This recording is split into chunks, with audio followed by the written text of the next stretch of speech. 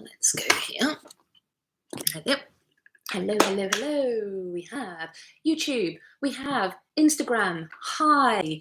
I'm Sarah from Crafty Sew&So and My Handmade Wardrobe Patterns. And today I am coming to you to share my planning, plan along. So my planning plans. So I'm going to go through with you how I plan, what I plan to make, and just basically walk you through the first 3 or 4 projects that I'm going to be working on our sew-alongs. So I have, since the new year, been coming to you on Tuesday mornings to catch up with how the week is planning out.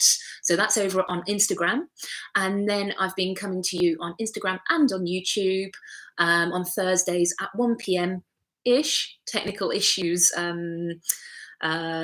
allowing, to share with you a sew along. So today's session is a little bit different. Not sewing, but I am going to be planning out my sew along makes for the next couple of months. And I thought, well, I could do that by myself, or I could share it with you guys. And I think it's going to be so much more fun. So first of all, I'll just show you something that I'm wearing because it will come up in the plan along discussion as we go through. But today's outfit, so I usually wear jeans. That's my go-to. I wear jeans and a jumper and a long sleeve top underneath that, and usually a vest, maybe even another second long sleeve top. I get cold. We're in a lovely studio now that actually has heating, but this time last year we were not. We were definitely in a beautiful artist studio that had open rafters, and it was often colder outside than it was inside. So at that point, I sewed myself a number of very cozy jumpers, one of which has been now released with the wrap collar. So that's the cozy jersey.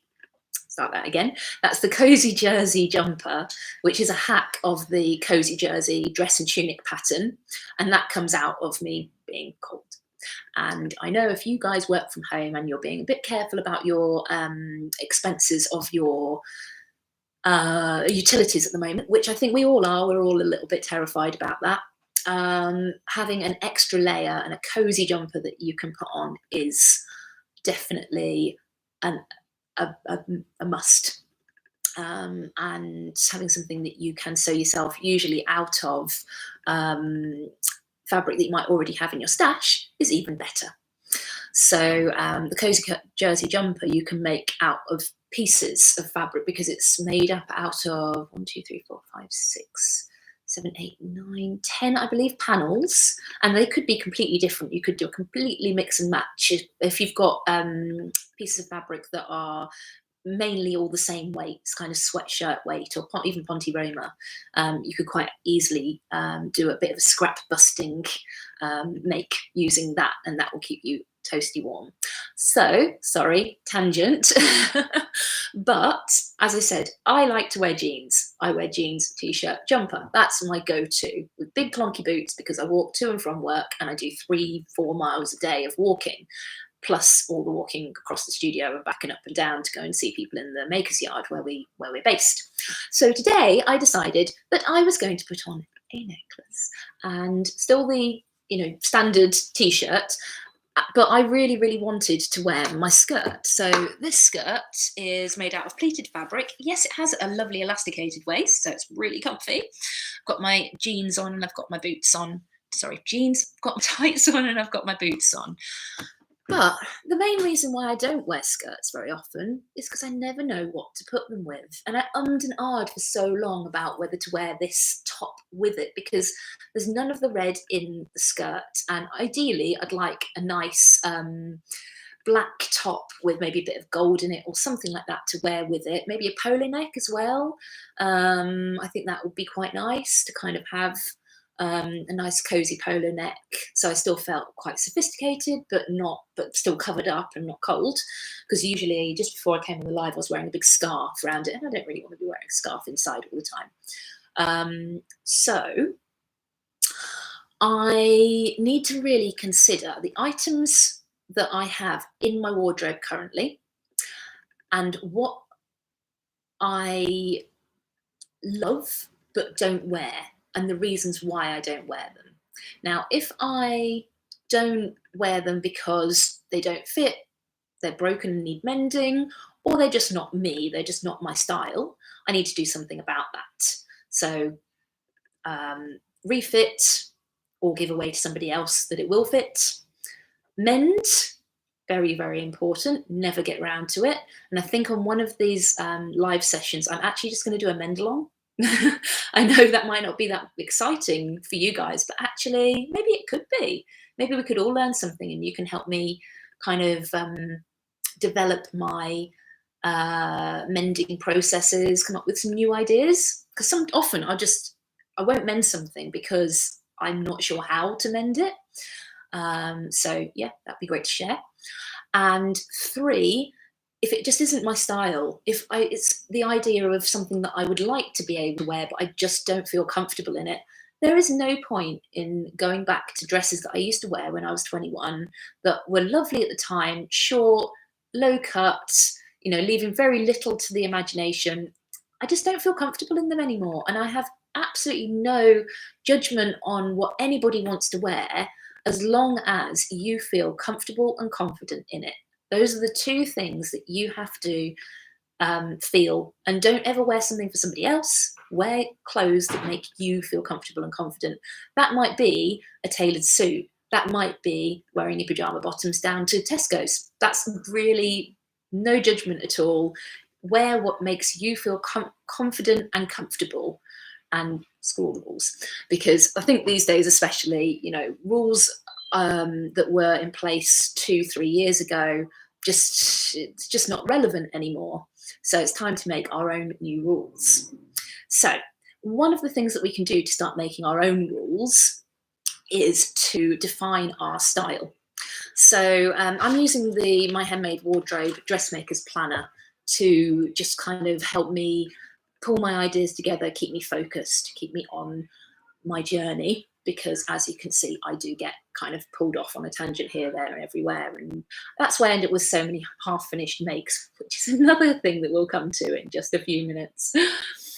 That's quite a big conversation. So yeah, I'm hoping that by using my planner, it's going to really help to keep me focused. Now, in the planner, the first few pages are all about kind of exploring your style. So for many of us, the main reason we choose to make our own clothes is to define our own style and dress the way we want to. For me, at the moment, it is about giving myself some new rules that make it really easy for me to feel confident about the way I get dressed in the morning, rather than just slinging on whatever is available and clean. I know that I feel better when I have put some thought into my outfit. It just makes me happy. And at the end of the day, that's what matters. I don't do it for anybody else. I feel happier when I'm wearing handmade makes that make me feel great about myself. And I have power over that feeling. I am able to control that. And that's an amazing thing. And anybody who sews their own wardrobe can feel like that as well. So obviously there are some limiting factors, and sometimes you have to sew within limitations, like you might not be able to afford any new fabric, so you've got to sew your stash. But it's setting your own rules. You set those rules and you stick to them, and then you'll feel confident about those decisions that you've made, and those rules that you've made yourself.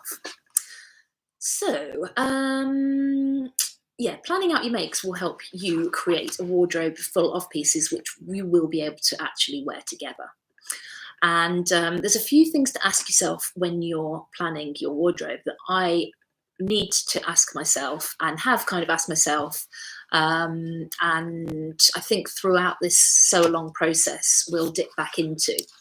So my plan today is to take you through the first 3 or 4 makes and finishes that I'm going to do with you on the live sew-alongs.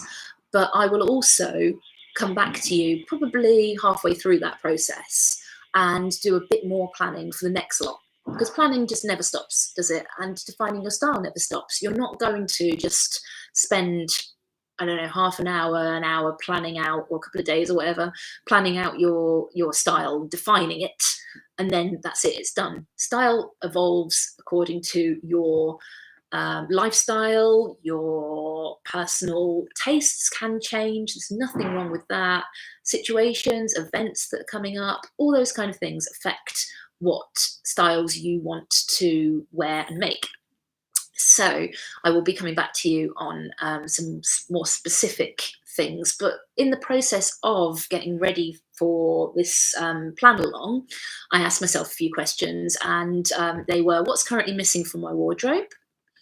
Do I have clothes I don't wear because I don't have separates to go with them? Hence the skirt. Do I sew for particular seasons? Well, to be honest, I love autumn and winter clothes. I get the most wear out of those, and so I feel that it's time well spent sewing winter clothes. However, I really do lack summer dresses. So when you get that surprise summer day, like the hot weather, I've just got nothing to wear. I've got various tops and kind of shorts, skirts that are a bit uncomfortable, elasticated waists that ride up, dresses that are made out of quilting cotton from years and years ago that actually don't feel that comfortable on a hot day. I don't have that many summer clothes. So in a few weeks' time, I will come back to you and we'll do some planning for summer makes. Most of my makes at the moment are winter makes, winter kind of going into spring. But I know that if I make them, even if I don't get them finished by, I don't know, May, June, summertime, I'm actually going to just pick them straight back up come September. So they're definitely worth putting the time and effort into. So yes, I do definitely sew for particular seasons, but perhaps I need to also sew for summer as well as autumn and winter. So if I have an event to sew for, I don't really have any upcoming events, but can I sew something to wear in a different way time and time again? So it's not a case of making something for one event and then leaving it languishing in the back of a wardrobe, which I have to say, especially for the first 10 years, I'd say, of my sewing, that was what I did. I made special occasion dresses and then I'd wear them once or twice and that was it. And that's just such a waste. It's a waste of time, money and resources. And yeah, I don't want to do that anymore, which is a great decision to make. So that's a new rule that I've set for myself. Do I need to fill any gaps in my everyday wardrobe? In a short answer, yes, a lot. So I think that's too much of an answer, too much of a big question to answer in this plan along, but I will answer it in a future plan along. In fact, I'm going to underline that and say answer in a future plan along, because I think that's a whole topic of conversation in itself. So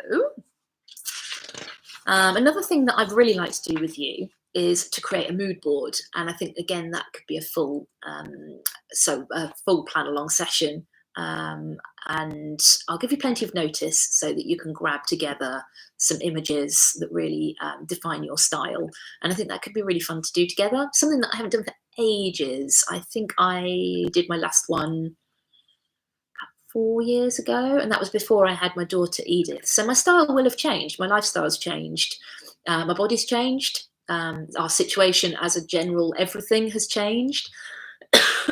Excuse me. And yeah, I think that would be really, really good to put together. And I'll see if I can find my my old one as well.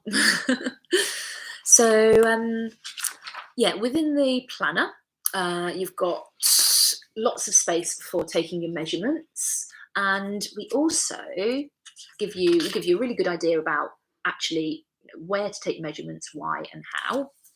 And then this is something that I'm really glad that we put in.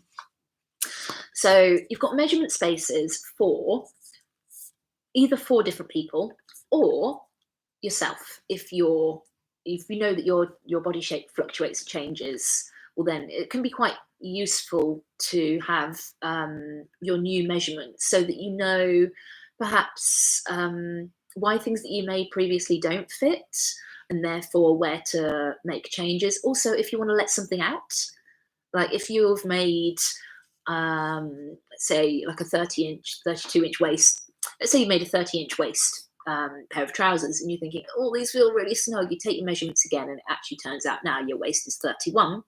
You know that you can take those trousers out an inch. You know exactly how much you need to take them out, because that's how much your body has changed, and that just gives you a bit of power to know how to alter, where to alter, and how much. So yeah, I think that's quite useful. And there's a space for common fit adjustments as well. So if you find that you regularly have to make fit adjustments, like I have to taper between my waist and hips, I am 2 sizes different, basically an inch pretty much different.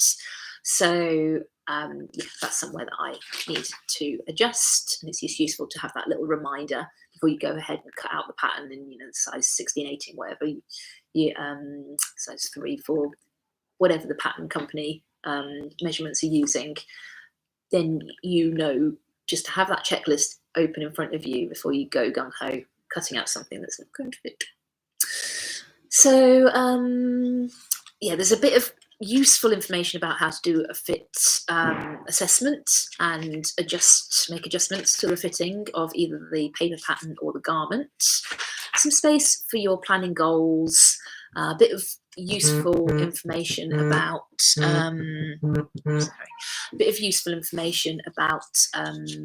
your choosing fabrics. And then there is some space for your monthly plans, which I'll fill in at the end of this, and your make 9 goals, which actually I'm not going to fill in this year. So I started thinking about my make 9 goals, and I thought, actually, I'm going to probably make more than 9 items. But by setting goals, I sometimes feel like I overstretch myself. And I feel like each of those goals needs to be like a massive achievement, when actually what I need is a polo neck. I need a pair of plain jeans. I need a shirt, an oversized shirt. They're not things that I haven't made before. I just need the right variations of them. So filling in the make 9 for me this year wasn't going to be useful.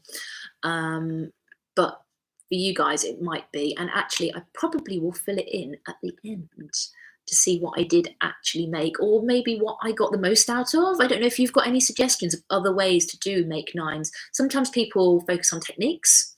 They say, I want to learn gathering, so I'm going to sew a pattern that includes a lot of gathering.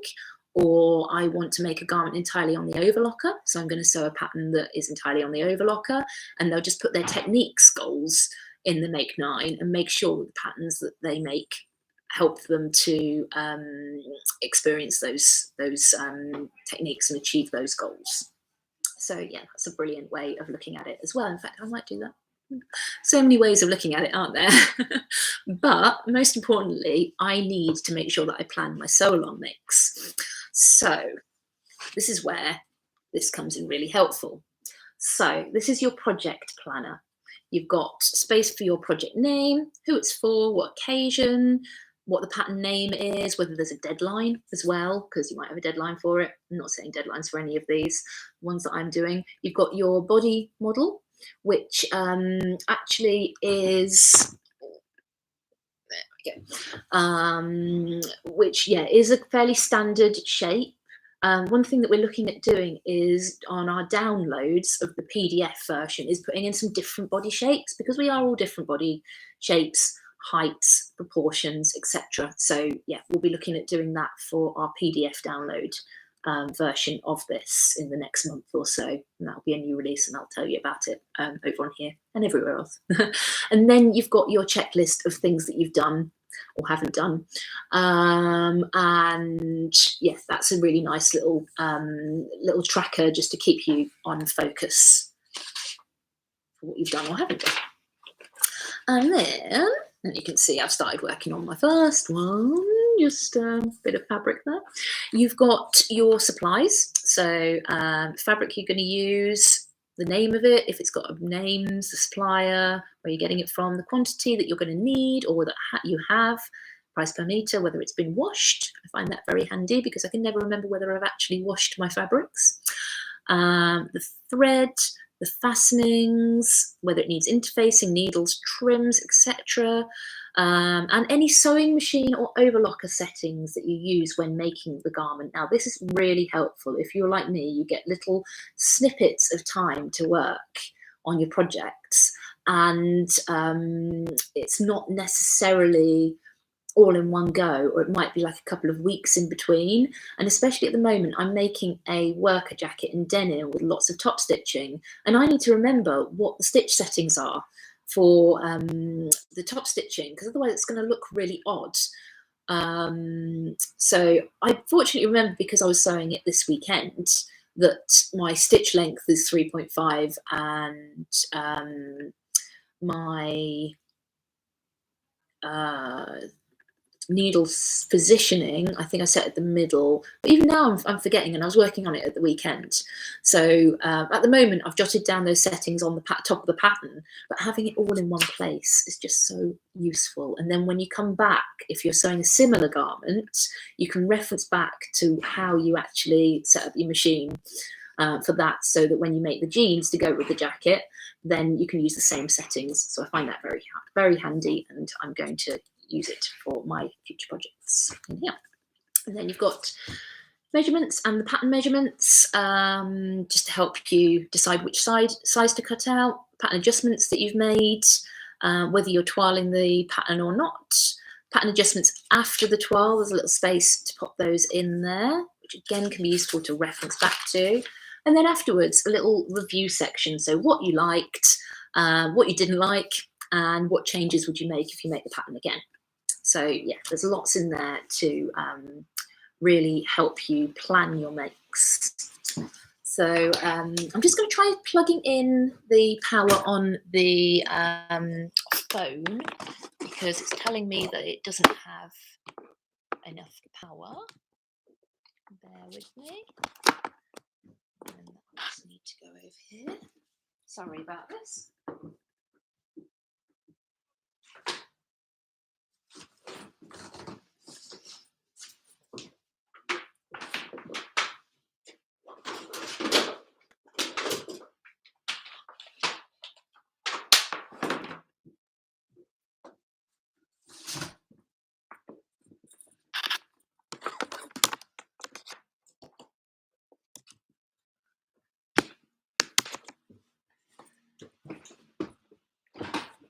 Guys, back with you. Hello, thanks for bearing with me. So hopefully over on Instagram you can still hear me. Just again, give me a little wave if you can, that would be fantastic, or a little thumbs up would be really, really helpful. Yeah, that would be really useful. If you can hear me, that would be very handy. Sorry guys, I'm making you work today, I really am. Yeah, so down to the actual planning of the projects. So I'm going to run you through a few projects that I am planning to make in sew-alongs with you, and how I am actually going to use the Dressmaker's Planner to help me make those plans. So first of all, I'm going to reach down to my baskets of joy. I have a couple of unfinished makes. Now, these are things that have been outstanding for a really, really long time. And I thought, so they're all cut out, they're all half made, just circumstance, time, and other priorities have meant that I haven't finished them off. But actually, I still love them. I absolutely love them. And there's nothing worse than an unfinished make, because it's resources that have been used already but haven't been fully potentialized. So the first thing that I'm going to be making is the My Handmade Wardrobe Ready to Party dress in this beautiful stretch jacquard fabric. Now, I started making this beginning of the pandemic. In fact, I actually had one of our fantastic work experience helpers, Hannah, helping me with this. And it was wonderful. I would take fabric round to hers and she'd start making the garments for me. And then when I knew that I got to a tricky point where it needed fitting or it needed a little bit more of my experience to finish something off, I'd then pick it up from her, and the idea was that I would then finish it off. And that worked for quite a few garments. She helped me out with a lot of love sewing projects and some sampling, which we've now, for patterns that we've now released. But this one just didn't seem like a priority in the middle of the pandemic. And actually, it's just sat languishing in a bag for about a year now, which makes me sad because it's just not reaching its potential. And I'm hoping that I'll get this finished in time for February, for Valentine's Day, kind of. Me and Matt don't do Valentine's Day, but we do have his in-laws coming down to Leicester to watch Fascinating Aida, which is, I don't know much about it, but it's a female singing comedy group, I think. Anyway, it's a night out and I'm really excited about it because, you know, nights out don't happen as regularly as they used to. So I'm hoping that I'll get this finished and I'll be able to wear it, and that would be really, really good. So I've got an occasion, and yeah, that's the first one that I'm going to do on the sew along starting next week. So I think that'll probably take me a couple of weeks because I've got the skirt, it's a wrap skirt, so I've got the skirt all joined together and the lining all joined together. I need to join the lining to the outer skirt and put the zip in, and then we'll just have a little discussion about fitting as well, I think. At that point, I think that would be quite useful. Yeah, and really hopefully quite interesting. I think it's the most interesting part of the make, so it'll be great to have you join me for that. So that's the first one.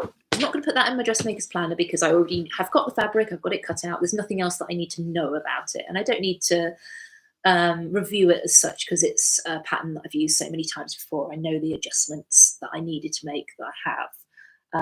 The main adjustment really is grading from the size 4 at the waist to the size 5 at the hip for me. So that's something that I always have to do. So that's all there. Next thing, super exciting, and I don't know whether I'm necessarily going to do this next. I might pop in a new project, but we'll see. I've got 3 lovely t-shirts from our most recent pattern release, the 3x3 tees. One is a v-neck. One is, and that's got the plain hem variation. One is a crew neck with the tie hem, which I think is going to be super cute for summer. Really looking forward to wearing that. And then I've just got a lovely little plain navy scoop neck t-shirt. There you go, you can see it a bit better now. Plain navy scoop neck. And I haven't got a neck binding cut out for that at the moment. So I'm thinking about going for something contrasting. So if you've got some ideas, I would love to hear from you as to what you think I should use for the neck binding. Yeah, I'm thinking maybe like a bright green or something that'll pop, maybe a pink. Yeah, I don't know, not sure. Maybe this. I'm liking that actually. I've got some scraps of this. That could work really well. So maybe we'll see. So yeah, I've got those 3 t-shirts to finish, and they've all got like different techniques to apply. So I thought that would be quite interesting to go through on a sew along.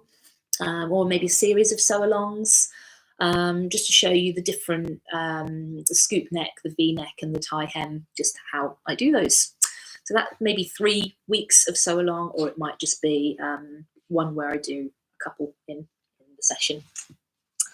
So on to the actual meat. So I am planning to make, first of all, a shirt. Now, I don't have a pattern for this, but I've absolutely loved this fabric since it came in, and it's like a kind of medium weight cotton twill, perfect for kind of shacket. So it's not really heavy, but it's just got a really nice kind of weight to it. It's a little tiny bit blankety. I think this is going to be ideal for spring, for throwing on over the top of everything.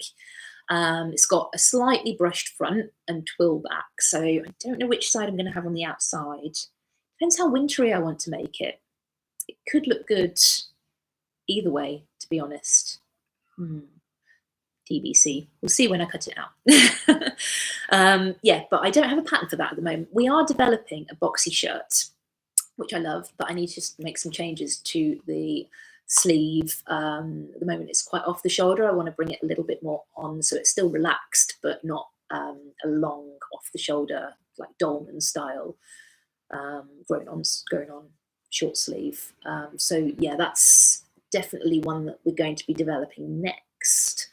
So I think this fabric could inspire me to know what to do with that pattern to take it forward. I really like those, now what do they call them? Apron hem? Shirt tail hems, basically, where you have the scoop. It's quite high, maybe up to like low hip split at the side. And then you have the scoop that comes down and a little triangle insert. I love those. I've always loved them. Like a granddad shirt kind of thing, or a night shirt. But I just really like that style. So I'm thinking that that could definitely be part of the style. I want to go oversized. I want the idea to be that it could either be worn on its own with like leggings, so like a dress, or it could be worn like tied at the waist with jeans, with a belt. Yeah, I want it to be a really, really versatile style. So if you've got any thoughts on shirts, oversized shirts, jackets, that kind of thing, then yeah, I don't think I want to make it too jackety. I think I want it to be quite an indoors piece. So yeah, do let me know any thoughts on that. And yeah, that's basically where my plans are up to at the moment. So I'm going to do a quick sketch in pencil of what I'm planning.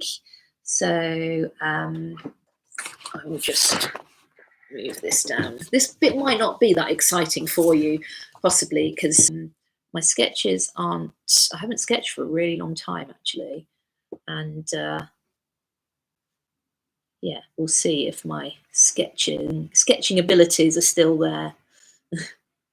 I think if you don't do something for a while, you do kind of lose confidence in it, don't you? So it's just a case of doing it more often, really. So just do a little bit of a sketch there. Take that over there. Bit of a dropped sleeve. Bit of a sleeve, and I think I do want full length sleeves on this. I'm not entirely sure whether I want any kind of detail on the sleeves. I'm thinking, to be honest, I might just keep them quite simple so that they can be rolled up, because I do like to wear them rolled up. And then shaping wise, we're going to keep it quite loose, quite flared over the hip. Then bring it down into this kind of shirt tail effect.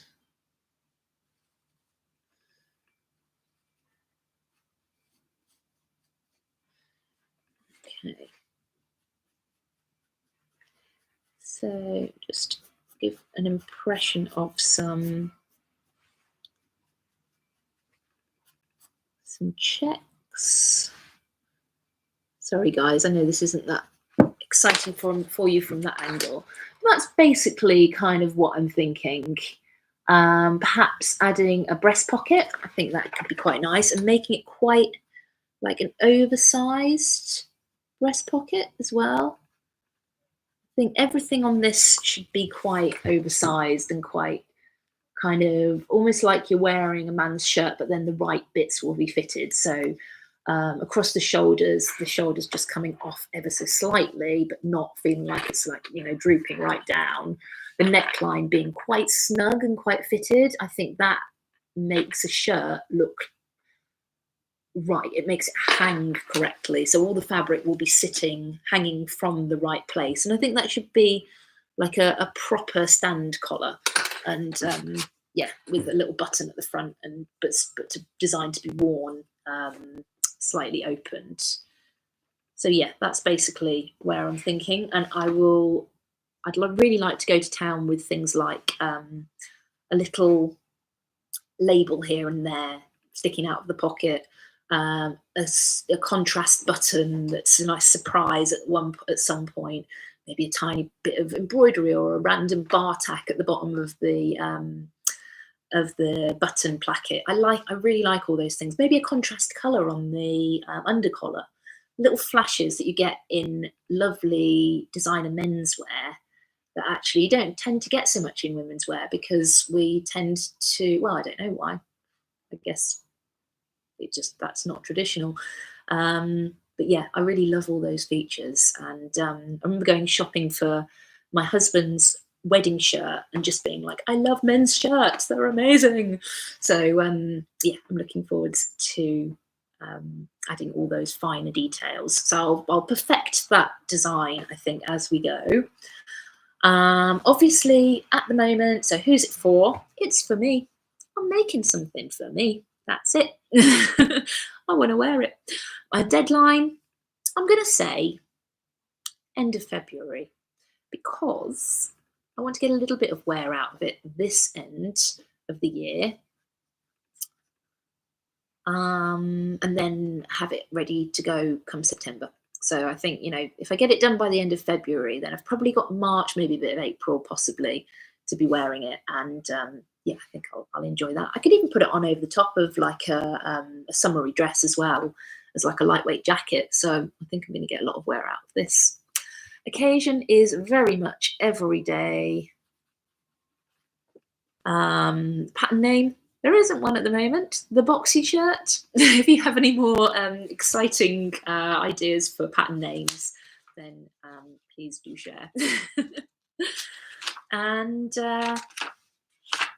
let me put that in the right place. So we've got, yeah, our fabric. I've just realised I've gone on to my next page. I've skipped ahead to the next project.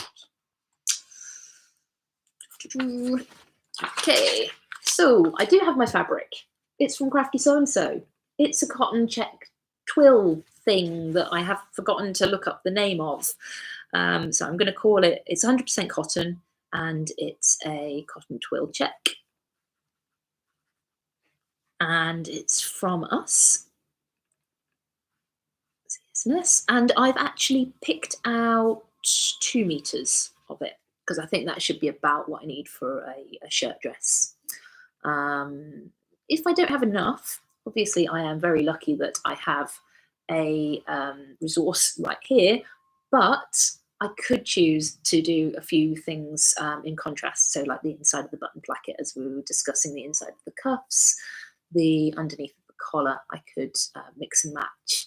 And that's something that I'm really trying to do, to use up scraps, is just to really add those little flourishes that make the garment individual as well. So that one is an amazing £7 a metre. I always thought I had expensive tastes, but actually I'm really, really like this one. I think it's an amazing bargain at £7 a metre. And no, I haven't washed it yet, but I need to. So I'm just going to circle that to say I need to wash it, because I don't want to be making this dress and then for it to shrink, because it is a natural fibre, so there's a good chance that that might happen. Shopping list. Have I got thread? Yes, I have actually. Got some matching blue thread, so that would be great. Fastenings. I need probably, and although I don't know at the moment, about 12 to 14 buttons. Because I'm going to need some buttons all the way down the front. I'm going to need buttons on the cuffs. I'm going to possibly need a button on the pocket, depending on what kind of pocket I decide to do. So about 12 to 14 buttons. I need them to match roughly to the fabric. So I could pick out a navy. I've got some black in there. There's this ochre colour. It could even be a grey, or like a mother of pearl, or something along those lines. It could be a wooden button. Yeah, so I'm going to have fun picking out that. Interfacing, yeah, it's going to need some interfacing. It's going to need some cotton interfacing. I like to use the woven cotton interfacing by Vilene that we sell, and it just gives a really nice bit of body to the fabric and a bit of structure, but without being too heavy and too stiff. So that's why I like to use the woven interfacing rather than the non-woven. For lightweight fabrics, I use the non-woven, got lots of fluidity to it. For heavyweight fabrics in general, whether it be from jacket, shirt, trousers, waistband, etc., I use the cotton because it's just, yeah, it works well for everything. At Crafty, we actually only sell 5 different variations of interfacing because they're the ones that we just believe go with everything. There are other variations, but basically woven, lightweight, jersey, and then a kind of wadded, padded interfacing, and our actual wadding. Those are the 5 things that we use for most projects. So yeah, you really shouldn't need anything else. We don't think.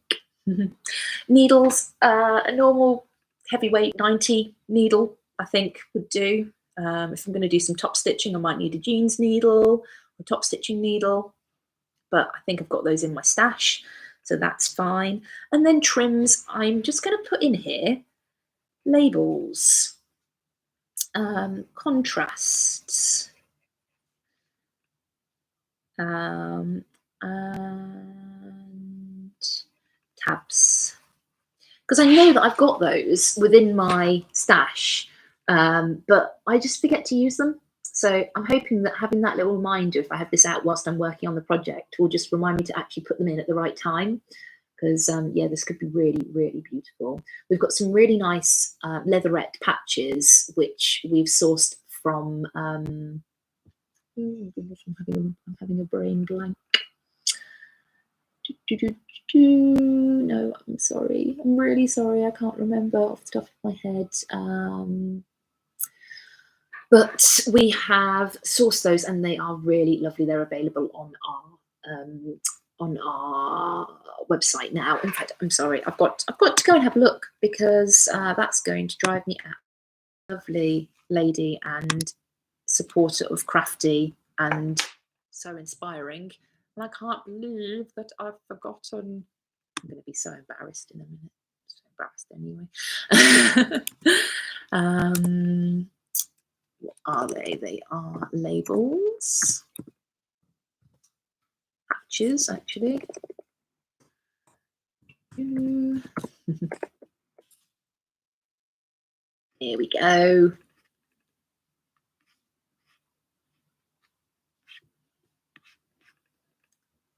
So we've got Stitch with Love and Made by Me, leatherette labels by the Specky seamstress, Laura. And yeah, she's absolutely lovely. And yeah, we've got the smaller labels and the bigger ones, so they're ideal for projects like this. The smaller ones, they can just go in the back, or maybe on the inside of the button placket. So excited to use that. In fact, I'm going to put it down so that I don't forget. I'm going to put Laura's labels, Laura's patches. There we go. I'm going to use Laura's patches, Specky seamstress. Sewing machine overlocker settings, obviously I don't know yet, but I will write them in when I do. And then the next part is the more interactive part, not the planning part. So what size I'm making, obviously I'm using our patterns, so I will be making the pattern to fit me. Yeah, and that's basically my plan. So I've now got a very clear plan of action, and I know what I need to do. Progress-wise, have I bought the fabric? Yes, I have. Have I washed the fabric? No, I have not. Have I cut out the fabric? No, I haven't. Have I cut out the pattern? Have I cut out the fabric?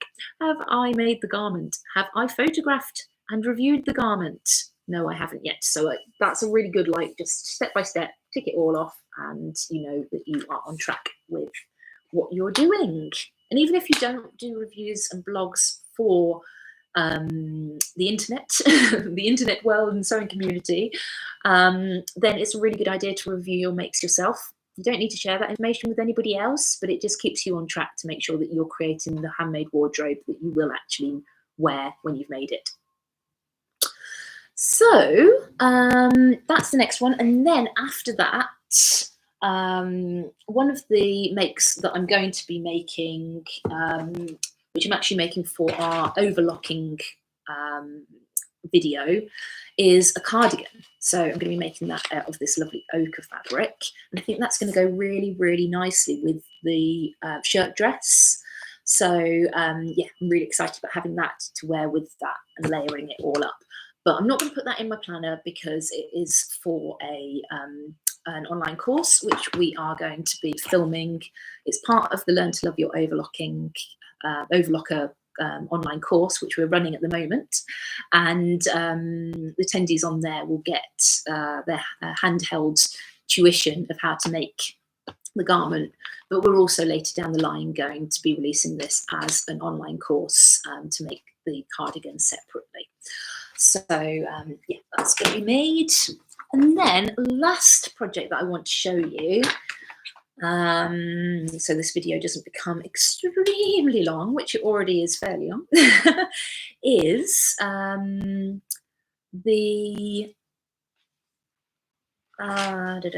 next page. I am going to make another ready to party dress, but this time a summer dress. Yes, I need a summer dress. I need a dress that I can wear during the day. And this I'm just really, really excited about making something from. So this beautiful tropical viscose fabric. I've had my eye on since the day dot that we got it in, and it's just lovely. I actually thought it was a cotton lawn when I first picked the bolt up, but because it's viscose, it's really cold, and that's why I'm just putting it against my face now because I'm quite hot.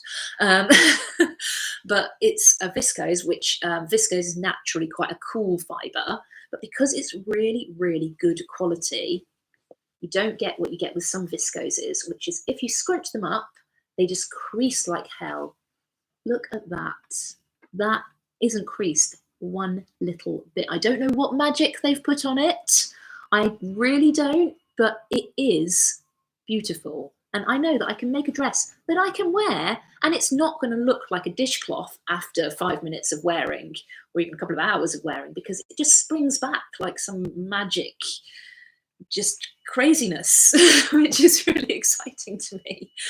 Usually you only get that with polyester, and the fact that this, it's definitely viscose, and you can kind of tell by the smell. I know that's weird, but when you've been working with fabric for a long time, you use all your senses to tell what it is. I haven't had to do a burn test in a couple of years to work out what a fabric is. I can just kind of tell by the feel, the smell, I know that's weird, the look, obviously, and the temperature of it. So if it was a polyester, like this is a polyester, it's quite warm, and it's almost got like a slightly, against my fingers, it's got a slightly rough synthetic-y texture. And it smells of polyester. And then the viscose, smells of viscose. Let me know if that's weird. But yeah, it's definitely one of the senses that I've only just recently become aware that I use to work out what a fabric is. So yeah, I'm going to be using this to make a ready to party dress. I'm going to make the wrap style. I am going to line it fully, and I'm going to line it in this fabric. Now, this wouldn't be my first choice. It is a polyester. I would prefer for a summer dress to line it in a viscose fabric or a cotton lawn, but I've got this in my stash, and it's an old sari. I bought it because it came with it was a really lovely set. It came with an absolutely beautiful embroidered top, which I've actually cut down the front, put binding around, and used as a jacket, which I'll wear on live sometime because it's really beautiful and I don't wear it enough.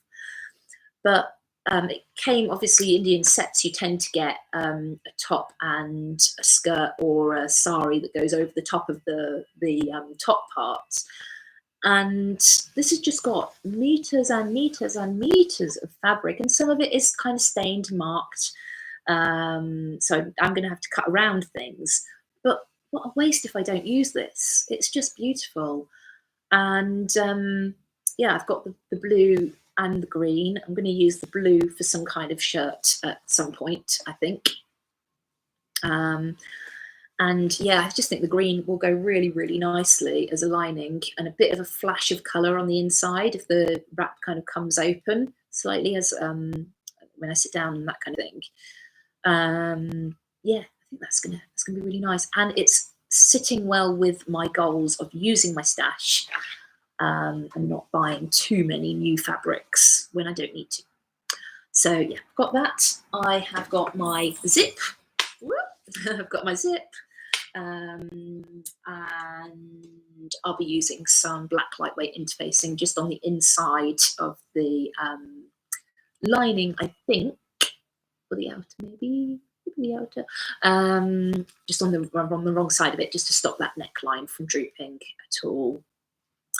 So yeah, I think I'm pretty much set up for that. So I'm going to make the scoop neck version, which isn't that low. It's quite a nice little scoop.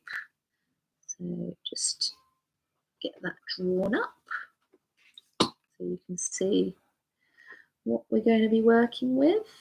And the nice thing about the Ready to Party dress is it's got these beautiful princess seams which create focus on the waist and just bring everything in. So I find it to be a dress that just fills me with confidence, because I know I can get the fit spot on, and it draws attention to the bit of my body that I like the best, which is my waist.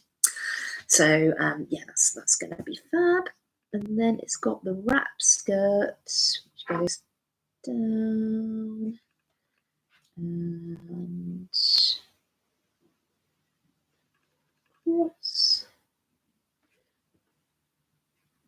like so.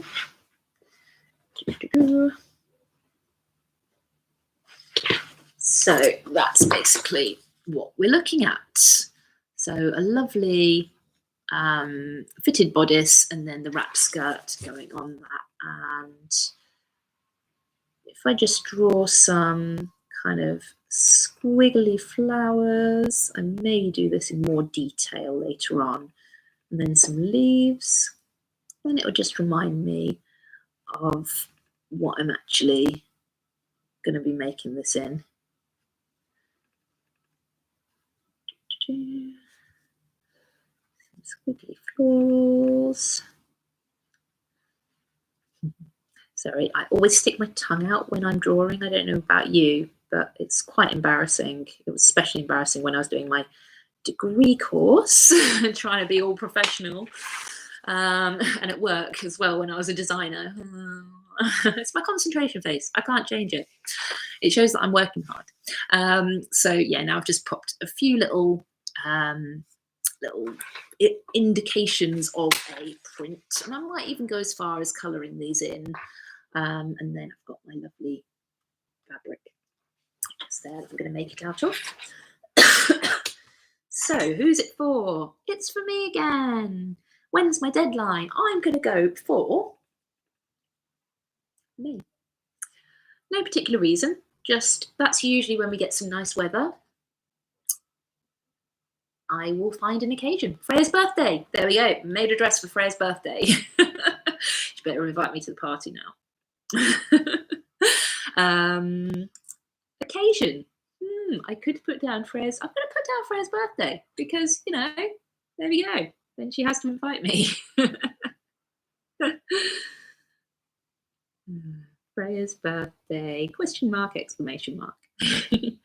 And the pattern name is the Ready to Party dress wrap skirt variation. So there we go. That's my plan, and I'm going to stick to it. So have I bought the fabric? Yes. Have I washed the fabric? No, and I need to. Viscose shrinks up to 10%, and I don't want to be pairing this with the polyester, which won't shrink, and then finding that my outer fabric is pulling my lining fabric up because that's shrunk and my other one hasn't. In fact, with this viscose, I might even wash it twice before I start to make my garment. But I've got a little while. I've got until, like, let's say April. So yeah, I think that will be something that's well achievable. And I'm just going to put a ×2 next to that to make sure that I remember to wash it twice. Hopefully soon we'll be getting some washing line weather, which always makes me really happy, because then I can just get all my fabric in the wash and get it all out on the line, and it makes me really happy to come home to see that. So the fabric that I'm using is the Tropical Floral Viscose. I think it's called Holiday Floral print or Holiday Flower print on our website. It's from us, CS&S, and I have cut off 1.5 meters, which might not seem like a lot. Obviously, if you are a larger end of the size range, you might need a little bit more. But for the size that I make, which is the 4 going to 5 at the hips, I can get the wrap dress out of 1.5 meters of fabric. So yeah, that's fantastic. Makes it a really, really good value garment. And I believe this is, double check. The great thing about buying online is that you can just check all the details about the fabric as you do using your planner. You don't have to remember what they told you in the shop. So this one is £10 a metre, so really not too much. So the whole dress with the lining, which is free, and the zip is going to cost me about £17, which, I mean, you cannot get a beautiful dress like this for that amount. I know you've got to factor in your time, but I mean, this is easily like a 60, 70, £80 dress minimum. And you put the time and effort into making something beautiful out of it, and it's priceless, obviously. So yeah, that makes me quite happy as well. So have washed it? No, I have not, and I need to do it twice, don't I? So I'm going to write that in here just to make sure that I remember. Thread, yeah, I've got a navy, that'll be fine, I think. So yeah, let's put that down. Navy. Fastenings, I've got a 16-inch invisible zip in navy, which I think will be fine for the job. Interfacing, a little bit of lightweight woven interfacing. I'll put in there. No, sorry, not woven, lightweight non-woven. But I'm not going to need very much for that at all. Needles, I am going to need some specific needles for this. So I like to use Microtex needles or very fine regular needles. I'm going to use Microtex for this. The polyester that I used in last week's Sew Along did split quite a bit. Oh, yeah, I'm not wearing the dress, am I? Sorry, it's purely because I haven't ironed it. It's all finished. I just haven't ironed it. Whoops. And I got excited about wearing this skirt today as well. So I'll wear it for next week. But yeah, I use Microtex needles in that because otherwise it just makes the threads splay and just go really not very nice. So yes, Microtex needles are a big help for anything that is tightly woven. And trims, I'm not going to trim it up. I think it's going to be fantastic enough as it is, but I do think it might look quite nice worn with a belt. So I might add belt loops. So I'm just going to add belt loops, and I'm going to put that on the front of my sketch as well to remind me, because it's so easy to forget these things. But do think about the way that you wear garments. And if I think I'm going to wear this with a belt, then adding belt loops is a great idea. So that is my plans, I should say, to take me through to probably March. And yeah, I'm excited about them. They're all things that I know that I'm going to wear. And there are some other things that I want to make, but I won't be making them on sew-alongs. I'll just be kind of fitting them in around other things that are going on. I want to make a sweatshirt. I want to make some joggers. And I want to make a top to go with the skirt. So yeah, those are all things that I'm going to be working on, and I will show you in sew-alongs, even if I won't be actually sewing them along with you. But yeah, I hope you've really enjoyed this plan along. Trying to keep it to under an hour, but we're just on an hour now. So yeah, I'm going to try and keep all of these lunchtime lives to about an hour, so you can listen along while you munch. And yeah, I hope you've enjoyed planning with me. I hope you've learnt something and that you have been encouraged to think about how to plan your own makes. If you do want to get a copy of the Dressmaker's Planner, it's available as a lovely little flickable book, spiral bound, because we like to be able to open them up and see the whole spread, so you can see all your plans all at once. Or it is available as a PDF, which of course you can then print off as many times as you want for as many projects as you want. And if you just want to print off the project pages, you can. If you just want to print off the styling pages or the measurement charts, you can then print off the measurement tables and maybe pin them to your pinboard near your sewing area so that they're always to hand. So there's lots and lots of different ways that you can use the Dressmaker's Planner. So do let me know if you do use it. Use hashtag My Handmade Wardrobe Dressmaker's Planner or MHW Dressmaker's Planner, and I'd love to see how you're using them, because yeah, it's always good to see all the different ways that you use our Dressmaker's Planners to plan out your wardrobe. As usual, I will be back next Thursday for a sew along. I'm going to be making a start on finishing off my leopard print ready to party dress. And yeah, I have got lots of editing and filming to do before then. And a little bit of sewing as well, which is always good, isn't it?